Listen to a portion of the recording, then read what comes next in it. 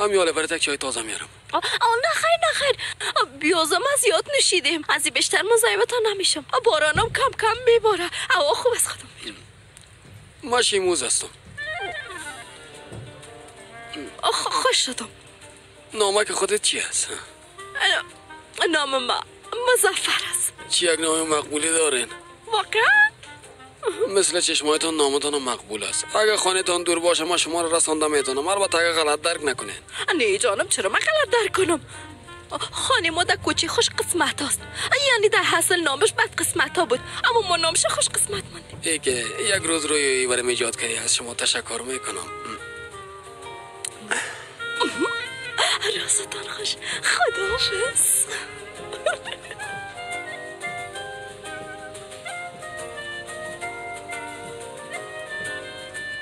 بیادر پول چای را که نوشیدین به حسابتان نوشته میکنم. باز رئیس که آمد میشه برش بتین شیموز بیادر. نوشته کن.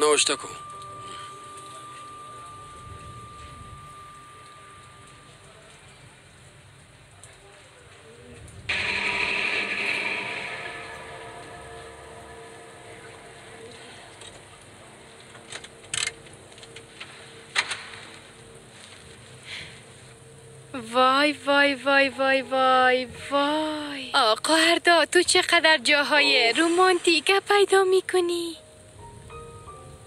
چی کدی پولا را آوردی؟ با ما یک دو روز دیگه وقت باتین. باقی مانده پولتان نمیارم. شعر بچه، تو گپ ما را نفهمیدی. تو یک قتل انجام دادی. ما کدام قتل انجام ندادیم.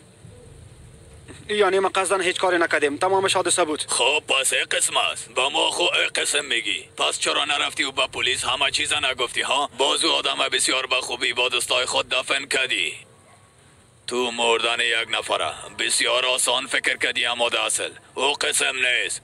اگر ما نمی بودیم زندگی تو تباه میشد. من کدام جای فرار نمی کنم. نتونستم قدر پول از شرکت بیرون کنم. و ها افسونا میگم میفهمه. هر کس بخواد قدر پول از شرکت بکشه باید از مامان اجازه بگیره. ها راست میگه. وقتی که ماما تاهان بودم ای قسم یک حادثه پیش آمده بود که من پول کشیده نتونستم. گوش کجانم که چی میگم. تو ما را احمق فکر کردی چطور؟ این موتره که زیر پای تو از قیمتش دو چنده پولیس که ما ازت میخوایم، اما اقا سخت استی که یک لیرام ازت کنده نمیشه.